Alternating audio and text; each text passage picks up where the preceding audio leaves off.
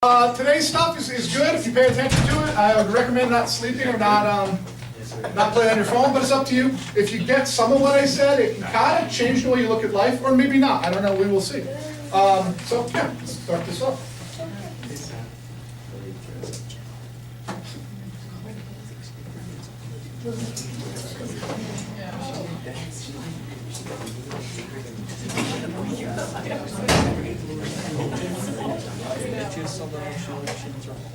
Okay, so here's a statement, here's a question on the board.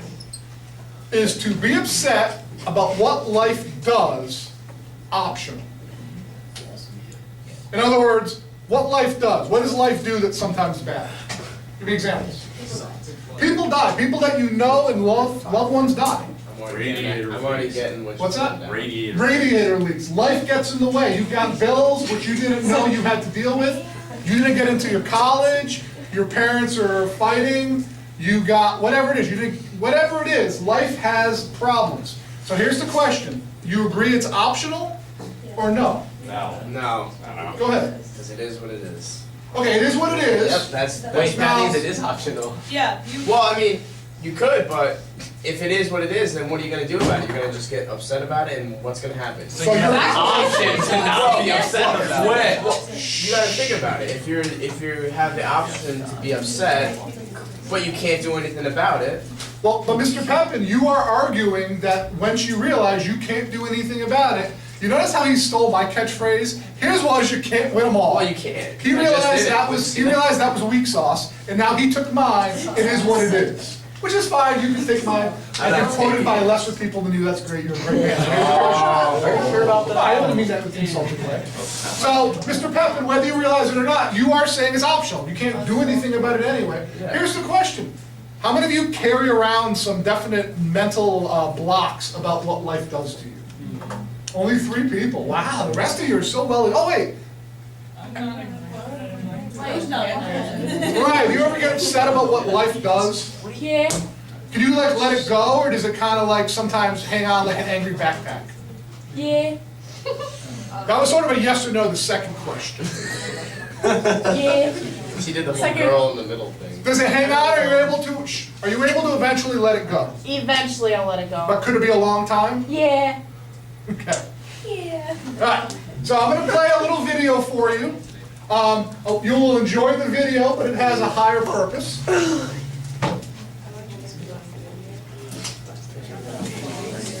It's time now for our beloved holiday tradition. Hey, Jimmy Kimmel, I told my kids I ate all their Halloween candy. No! Halloween candy. Why? Because it was good. You ruined my life! Yeah, we ate it all while you were sleeping.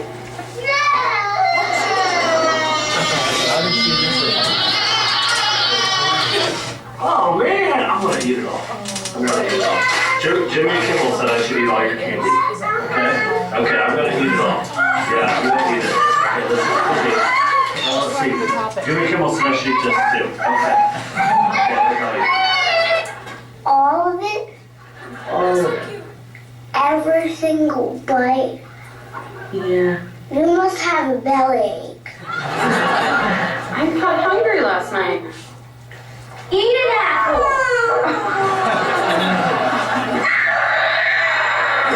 Daddy and I ate all of your candy. This girl loses her mind.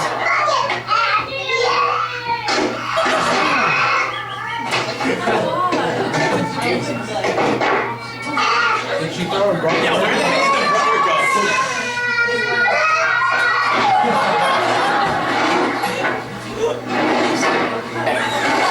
Scared. Those aren't real drawers. Get out.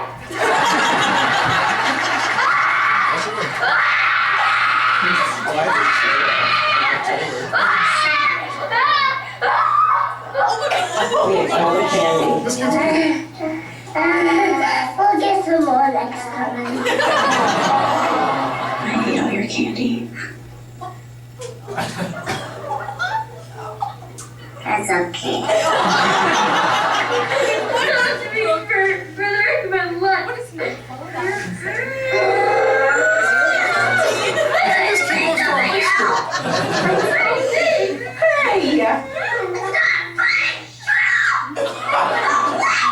I was just joking.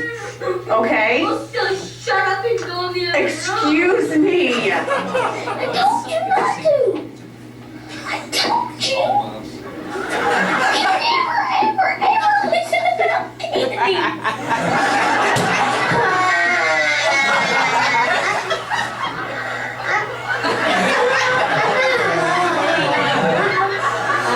Are you mad?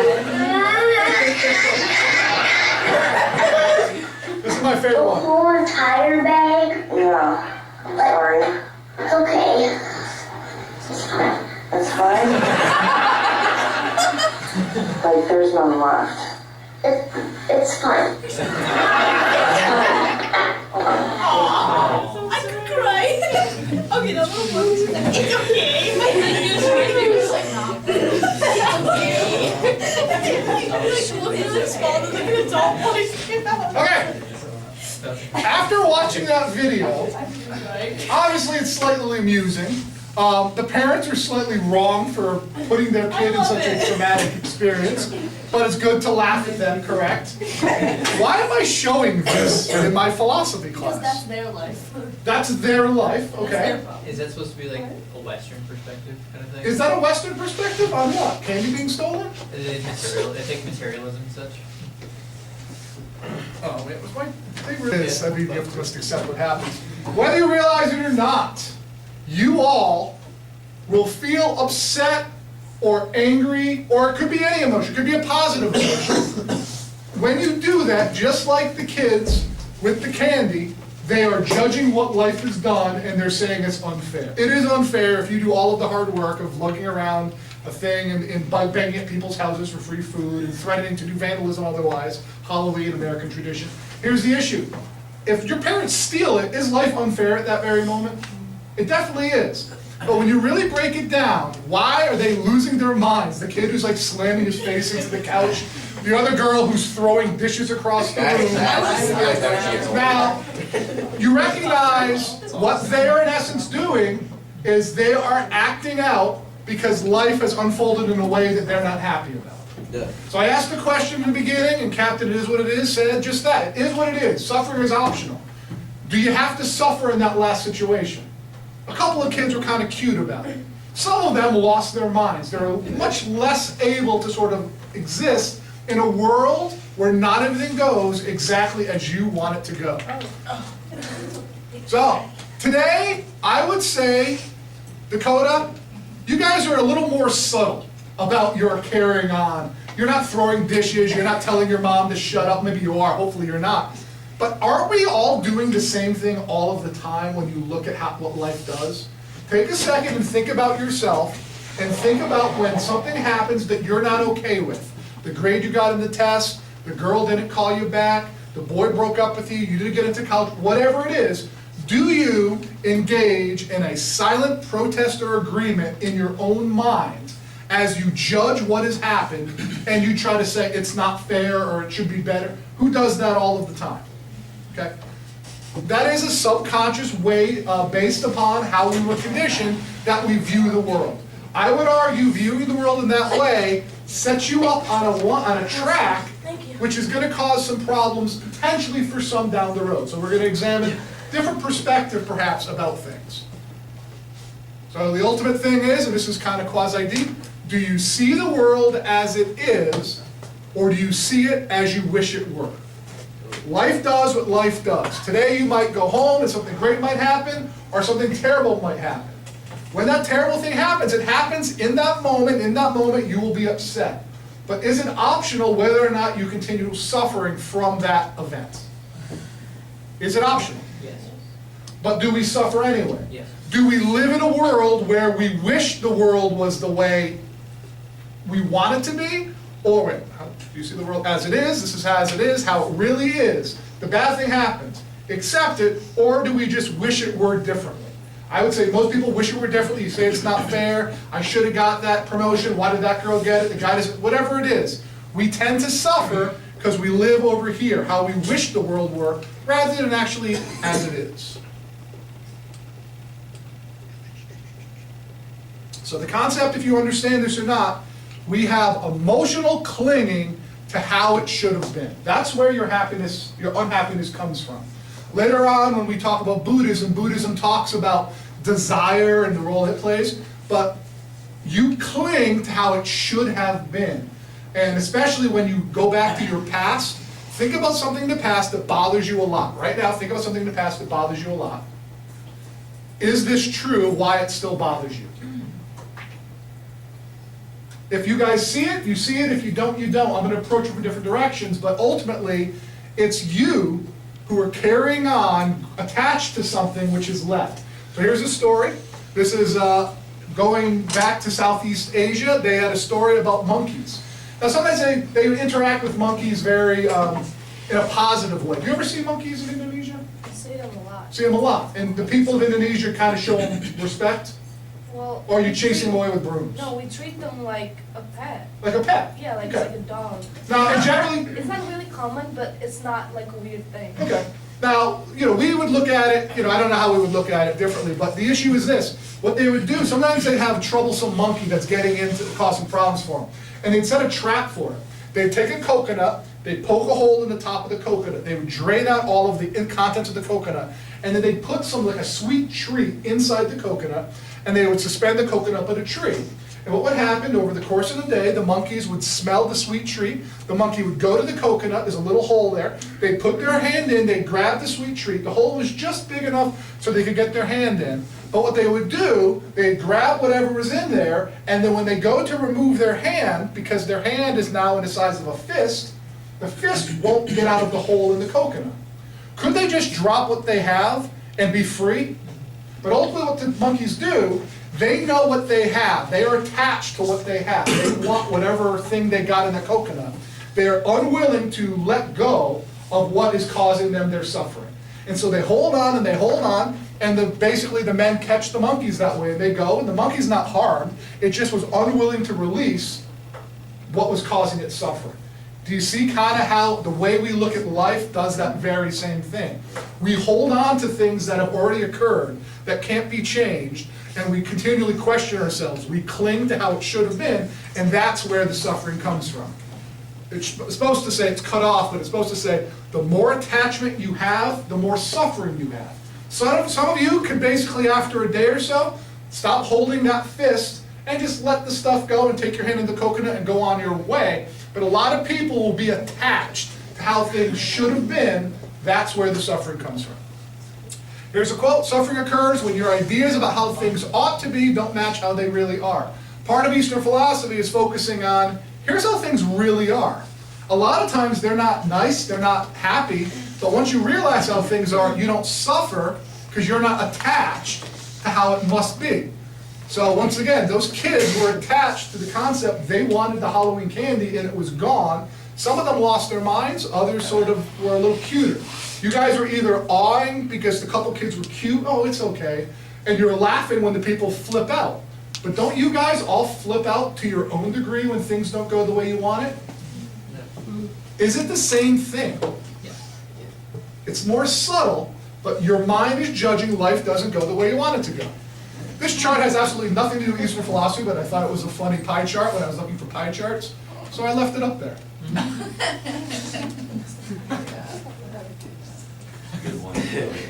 I was trying to make my own pie chart, and I was like, I'll just find one. Not one was cool, so I'm leaving that in there. But anyway, so here's this concept. Whether you recognize it or not, you can disagree with this, but we are all either happy, content, or unhappy 100% of the time.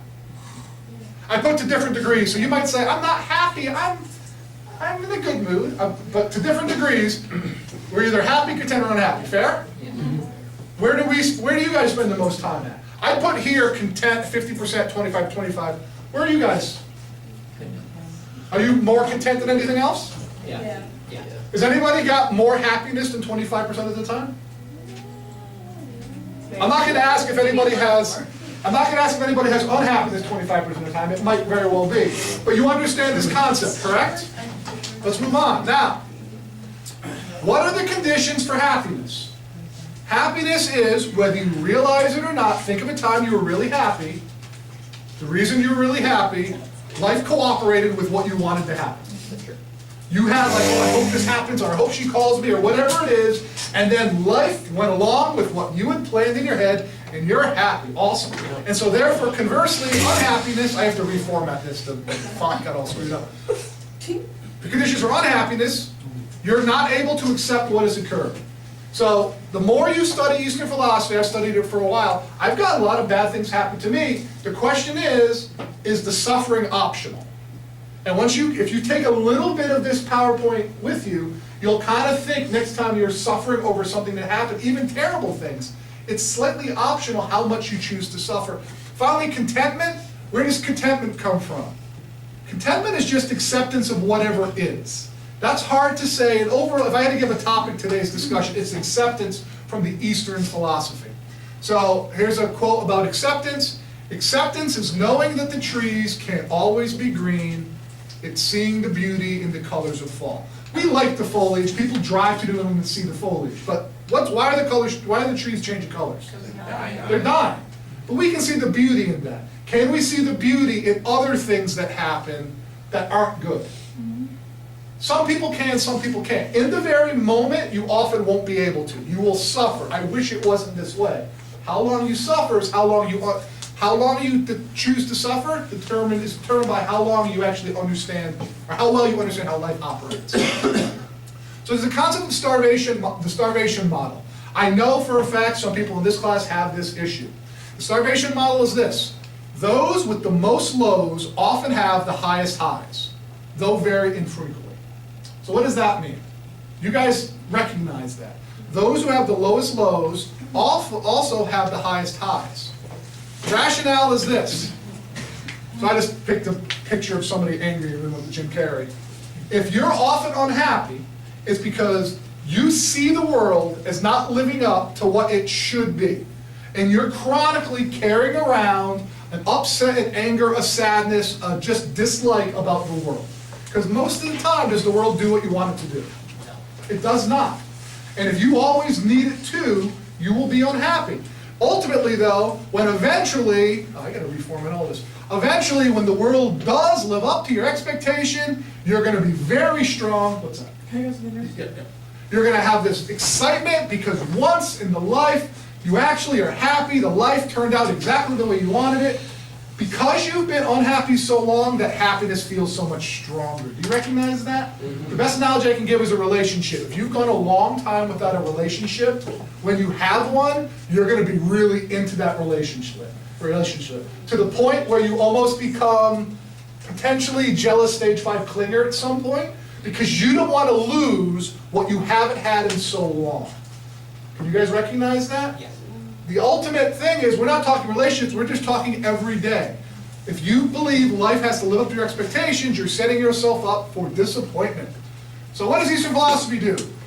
You are less happy, and you're less unhappy. I am less happy and unhappy than I used to be when I was your age. Except I'm generally always content. I would say I'm probably 10-10-80. But 80% of the time I'm very content with whatever happens. The reason I don't need happiness, I haven't been gouging or gorging on unhappiness my whole recent days. In other words, things are fine, so I don't need that snapback of the elastic band. Are you following that? In other words, if you're like, oh, this is terrible, I hate this, I hate my life, I hate what's happening. One day when things go great, you're going to be so in starvation for that feeling, you're going to jump to the other extreme. Is that going to last a long time? You're going to be right back to where you were. If you ultimately realize the way the world works in a certain way, understand the way the world works, understand how you think, you can be to that content place. There will be those in here who will say, I don't want to dull my emotions. I don't want to be less happy and unhappy. I want to feel every emotion, good and bad. I don't want to be dull. Who's kind of thinking that? That's fine. I wouldn't say you're dull at all, being that I try to live this sort of experience now. When I am happy or unhappy, it happens in that moment, and I'm like, yes, or oh, but then it doesn't stay very long. It's like, oh, that happened, awesome. And then about a half hour later, I'm good, I'm no longer on a peak. And conversely, something bad happens, I'll be crushed for a short period of time, and then I kind of move on. So the idea with proper understanding of reality, highs are not as high, lows are not as low, you can kind of just chill and relax and deal with whatever life has in store. So the concept is, We are often unhappy with the present, so what do? We look to the future because it's going to be awesome in the future. You have no idea. All my dreams are going to come true. It's going to be the best ever. This time now I'm playing fields miserable. I hate this school. These people are dumb. I can't wait till I leave. But next year it's going to be amazing. Keep telling yourself that. Keep chasing that happiness, which is just in the future. It'll come. Right? I don't know. Different people will find it up on their own. Versus just kind of kicking it and like whatever happens today happens today. You deal with it, you work with it, good or bad. And so here's another sort of counter-argument. Much more accepting of what happens, but not in a complacent, passive way. Now, what do I mean by that? Let's say your car breaks down. You have a radiator problem? Radiator leak. So the concept is, if I had a radiator leak and I didn't have any money, I would be pretty upset for a short period of time, and then I would like, okay, I got to figure out a way to get out of this situation. I must actualize reality. I must do something about it. If you're getting, if all the girls are saying no to you for the prom, rather than wallowing in self-pity, perhaps is there something that you could do to work on yourself about? Yes. This is not saying accept it as if now I'm never going to meet anybody. I have to accept that everybody hates me. Versus actually doing something about it. So just getting that out of your head. That's not the way we're talking about accepting, but that you accept what has already happened because it's already happened. All right, here's another story. Do you guys like the stories? Yeah. Huh? Ducks? Now when I say accept reality, part of it is to understand what our animals are called. Those are usually referred to as horses. Okay, that's fine. Now, here's a story. This is a classic story. So there is an old Chinese man, and he has to work his field for his living, and he has one old horse there. And his horse isn't well fed because he can't afford to feed him. And he works this horse basically all the horse life. He's worked for the man. And the man decides, because he's older and the horse is older, he decides, I'm going to let the horse go free. He leaves his gate open at night, and the horse eventually saunters out and goes out into the wilderness, so to speak. Well, the next day, his nosy neighbors come by and say, oh my gosh, it looks like your horse has escaped. We feel so bad for you. That's the worst luck possible. How are you going to get through? This is terrible. You're not going to be able to do your field. This is going to be the end for you. We feel so bad. And the man listens to all of it, and then he says, well, we shall see. You never know.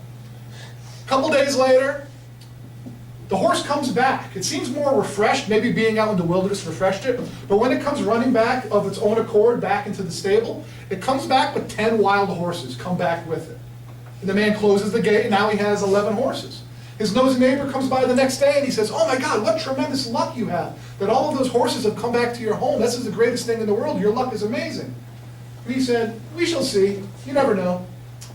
Then a few days later, his son went outside to train one of the wild horses, and the wild horse bucked.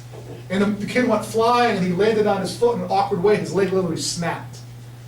And back then, you don't have the medical care, and now his son's not going to be able to help him in the field. And the nosy neighbor came by and said, what terrible luck that you have. This is terrible that this has happened. What are you going to do? And what did he say? We shall see. You never know. And then a few days later, the army came by because the war was going on, and all able-bodied young men have to be drafted for the Cossack army. But his son had a broken leg, so he didn't have to go, which was good because ultimately the army got wiped out, and his son survived. Do you see how you never really know how life is going to turn out? You can judge in the moment, oh my God, this is terrible, oh my God, it's amazing. But this story, if anything else, is trying to show you that a lot of times the bad become good and the good can become bad. You never really know, which is why you shouldn't get so tied up into what actually happens. So Forrest Gump. I showed Forrest Gump last year to the history class because it has a lot of relevance. It has a lot of relevance in philosophy as well. You guys have seen Forrest Gump if you had me in class. But think about Forrest Gump's life. Did he have a good life or a bad life? He had a life. He had a life. He lived. Did he do lots of good things? Yes. Did he have lots of problems? Yes. So actually, listen, if you think back at Forrest Gump, what was his first big problem he had as a child? He was bullied because his legs didn't work. But when you really break it down and you think about it, the fact that he had leg braces made his legs really strong. He ended up running really fast. He got a football scholarship as a result of the fact the bad thing happened to him. True? Yeah. Then later on, what happens to him? Remember, he goes to Vietnam. He ended up in the war. He gets shot in the buttocks. And as a result of getting shot in the buttocks, what happens to him? Gets sent home. He gets sent home, he ends up in a convalescent hospital for soldiers, he learns ping pong, becomes a national celebrity, goes to China, meets the president. Bad becomes good, bad becomes good. Well, does it happen again? Actually, it does later in the film. He's a shrimp fisherman, then a hurricane happens and it wipes out all the other boats other than his. He becomes the king of the Bubba Gump shrimp dynasty. Ultimately, you don't know what life is going to do really until later on. I think if I did this same talk for 70-year-old people, they would understand what I mean, because you could look back at problems that occurred and realize, holy crap, they were actually good. The change that came from that problem was awesome. Can you do that at your age now? Can you do, well, I think some of you can. Can you do it in the moment the bad thing happens? No. But can you learn to kind of, even in your own lives, can anybody raise your hand if you can? I'm not going to ask you a specific example. But can you look back at a definite bad thing that you were kicking and screaming about internally, that now you look back and you realize, wow, that actually was a positive change? So a lot of you can.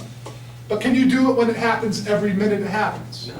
That's a skill that can be developed, because once you understand how life is, you don't get tied up on what it shows in this moment. So this is a guy named Ram Dass. He's an American who, one of the best at explaining Hindu philosophy. And this is the beginning of that Advaita Vedanta Hindu philosophy. He said, it's important to expect nothing, to take every experience, including the negative ones, as merely steps on the path and to proceed, rather than kicking and screaming about what has already happened. So whether you realize it, our expectations for the future can be a trap. Who's looking forward to the prom? Who's looking forward to college? Who's looking forward to whatever it is, your wedding? Those are great things to look forward to. If you have an expectation of how good they're going to be, is there a chance you're going to be let down? Is there a high probability it's never going to live up to your expectation? You don't think so? Yeah. You do think so? We have a bald eagle flying my veils. It's gonna be awesome. A bald eagle is going to fly down and do the vows. Deliver the vows. They're like on a piece of paper. That's Like, awesome. You don't like land on the dude's wrist and hand. Yeah. I'm gonna have a leather glove on. Dude, Now, I here's the saw one question. the other day. How long? I saw one in Musa the other day. But hold up. The I gotta question find a is, falconer. but you're going to hire somebody to do this. Yes. You're going to actualize this to occur. Yes. And your expectation is the falcon's going to land on it with the vows. Yes. What happens if it flies down and it takes out your bride's head thing and so it flies away with it? That'd be awesome. You were willing to live with the present moment as it turns out. Yeah, How about yeah. the future bride? Ultimately, whether you realize it or not, we expect things, we have preconceived notions of how life must turn out in order to be happy. You're setting yourself up for disappointment. It's not saying not to have goals, it's saying to be realistic if your goals don't come into fruition. Here's another story. I like this story, it's a good story. Bless you. God bless your soul. So the king told the people, I want a painting commissioned, and I will give the riches of the kingdom to the man who does the best painting that shows a peaceful life. And all throughout the land, all of the greatest artists came and they painted different pictures representing the peaceful life. Some painted pictures of a mother feeding their children. Others pictured amazing scenic mountain scenes and ocean scenes and whatever it is. And the king ultimately, after hundreds of people had painted pictures, he came up with 2 finalists to be the picture that won the award. One picture was a calm lake with one single leaf floating on it. And there was a mountain scene in the back, and there was an old tree stretched out over the lake, and the tree was giving shade, and there was a single turtle in the shade, almost like floating in the shadow. And everybody thought that was definitely the picture that would win because it showed such a peaceful life. That sounds peaceful, doesn't it? The other finalists, people were surprised at. It didn't show, it showed a lake scene, but it wasn't peaceful. There was a thunderstorm, and while in the pretty picture, the mountains were all majestic and green and blue, and the sky was blue with sun. And the picture that was the other finalist, the sky was very kind of grayish, and there was a lightning bolt and clouds, and the water itself was very rough and choppy, and the trees, you could see the wind blowing, and there was a waterfall, and the waterfall was crashing water. It was really kind of chaotic. It wasn't peaceful at all. And all of the people of the king's sort of courtiers said, how come you picked the second one? Obviously the first one is much more peaceful than the second. How could you pick the second one? And the king said, actually, not only did I pick the second one won the award. It is the most peaceful. The first one is not reality. It's beautiful, but it's not reality. The second one is reality. Ultimately, if you look close in the second photo, in the second painting, there is a little bush in the back by the waterfall that's grown out of one of the crevasses of the rocks. And in that bush, there's a mother bird feeding its children in a nest. The concept that the king said is, while we wish our life was like the first painting, all beautiful, in reality, true peace is able to deal with all of the turbulence of life, like you see in the second painting. And that mother bird was unaffected by the waterfall and the lightning and the wind and the rough waters. That's what peace is, to be unaffected by all that's around you. The first is beautiful, but it's never possible. Yes, sir? Just thinking about it, could you even be happy if everything that you wanted to happen happened, like in all of your expectations? You'd be bored. You'd become so complacent. I'm trying to baby step our way through it, but Eastern philosophy believes that the goal of happiness is the exact wrong goal. We're going to come to that today, afterwards.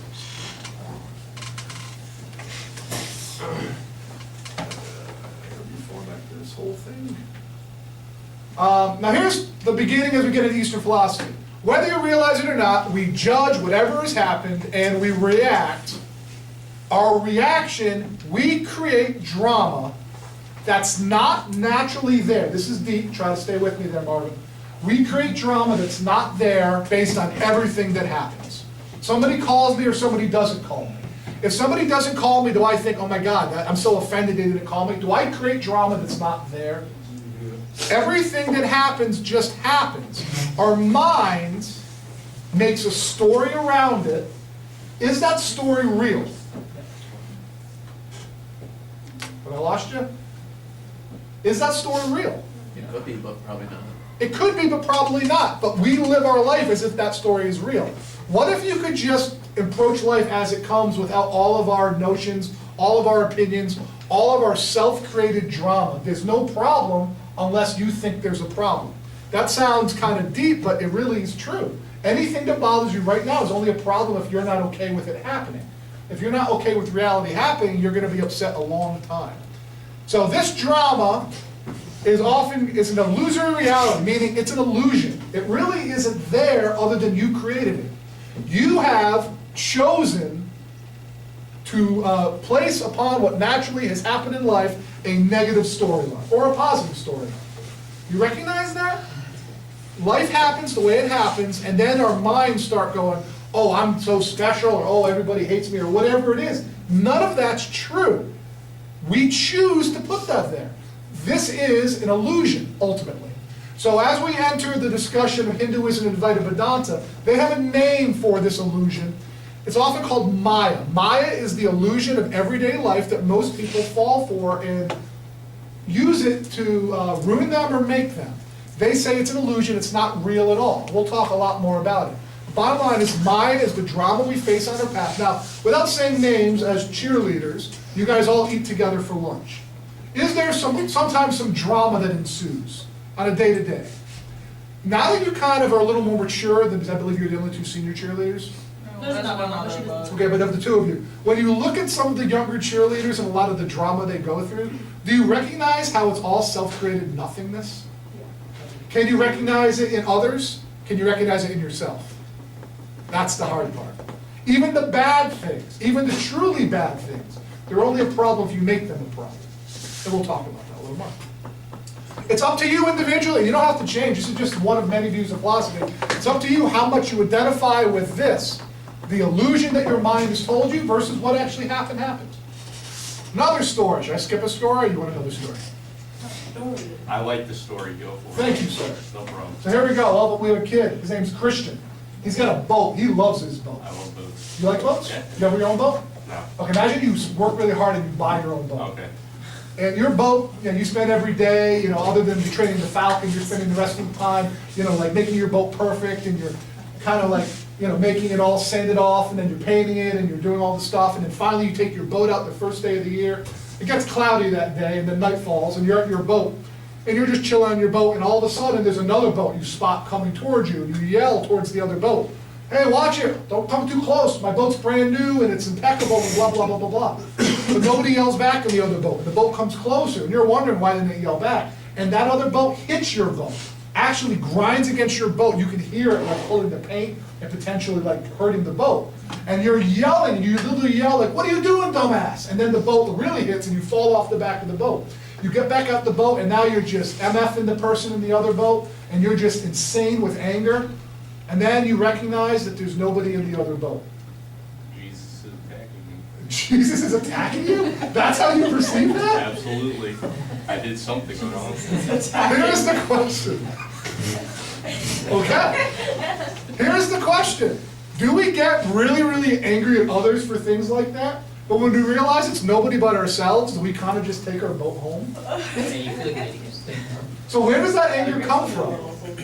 That anger comes from somebody else did something to me that ruined my boat. I hate that guy. Go away. And then it turns out it wasn't any other guy. The boat just did that. There was nobody in it. Why wouldn't he know? But the point is, could that happen?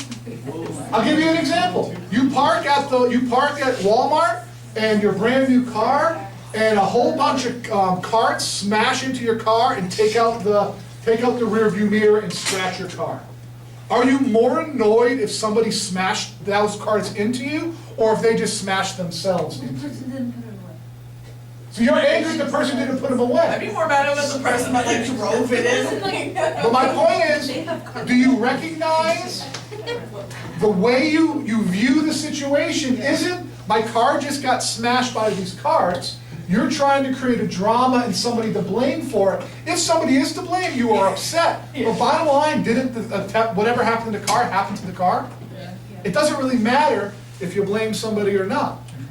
All right. So here's Swami Vivekananda. He's the guy we're doing tomorrow. We're going to get into the actual, the Swami Vivekananda will have a PowerPoint on tomorrow. But if you actually read the thing, it says, the cause of all the miseries we have in the world is that men foolishly think pleasure to be the ideal to strive for. After a time, man finds that it's not happiness, is what you referenced, Sergio. It's not happiness, but rather knowledge he should be going towards, and that pleasure and pain are both great teachers. So instead of going after pleasure, I don't know for you, but when you think of like, I can choose pleasure, I can choose happiness, I can choose knowledge, wouldn't you all be going to pleasure or happiness over knowledge? So what's the knowledge he's referring to? Knowledge of what? It's the reality of how life is. If you understand how life is, happiness takes care of itself. So the quote says, to learn patience is not to rebel against every hardship in life. When things are going tough, you can sit there and cry and throw a dish and yell about the Halloween candy, or you can just recognize, wow, maybe this is doing whatever it's going to do. Here's another, this is actually Swami Vivekananda. He brought Hinduism to America in 1893. We'll talk about it tomorrow. But this is a pretty basic quote. Who makes us ignorant? We ourselves. We put our hands over our eyes and weep that it is dark. What do you think that means, Marvin? Thoughts?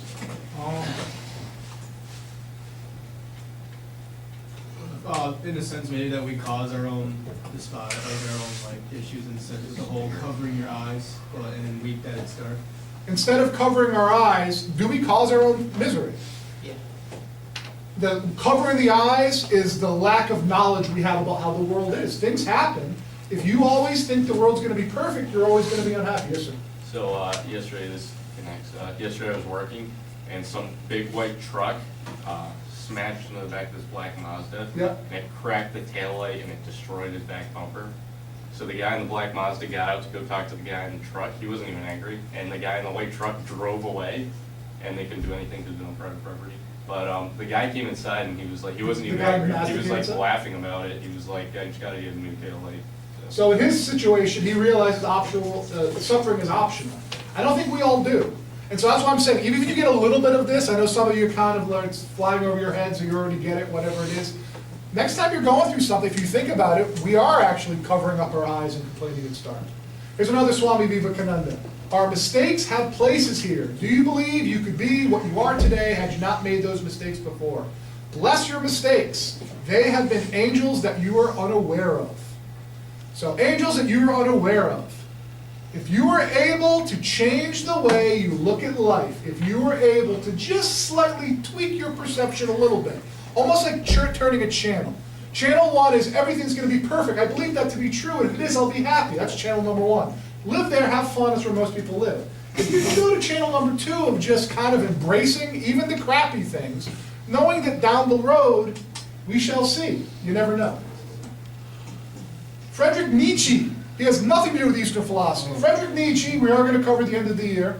He was sort of the opposite in a lot of ways of Eastern philosophy. This is an actual quote. Live in danger, build your cities on the slopes of Mount Vesuvius. That's an active volcano.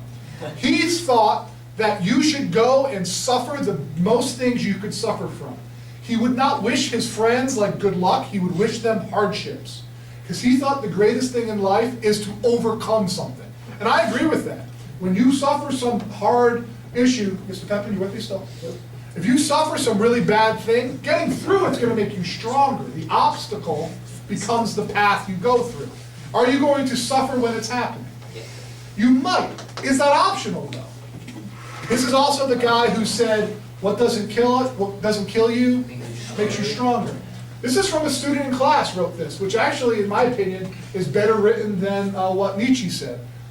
I will intimately hug the rose in both its thorn and its beauty. I want desperately both the scars and the view. It's not masochism, it's that accepting that great hurt births great life. Bring it on, I say. Nothing's killed me so far, so I challenge all comers. In the moment, it's always hard, but in hindsight, it's immeasurably worth it. I think that's well said. Would you agree that's well said? But here's the question. Do you have to have the scars? Do you have to suffer as much as we suffer from the bad events?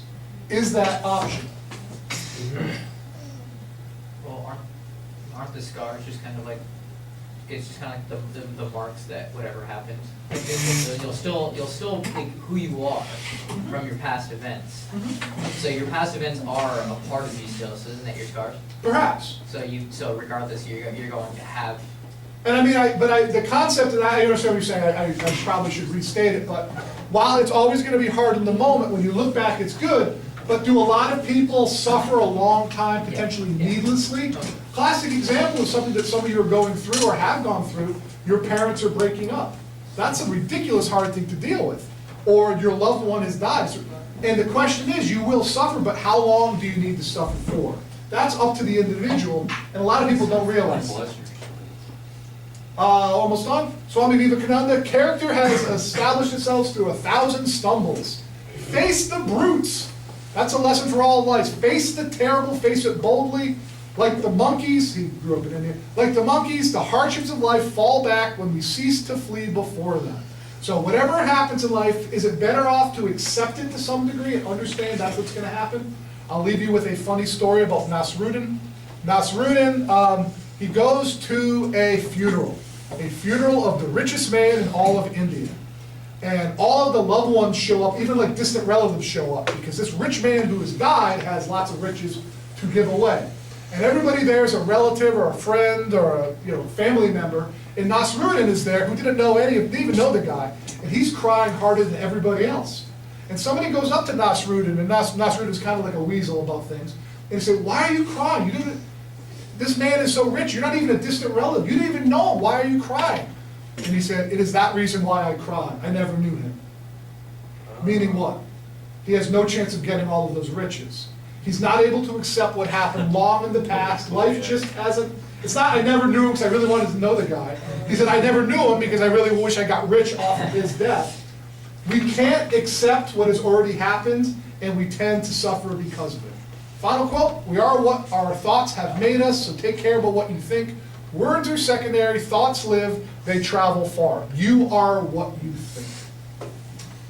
Any questions, comments, statements?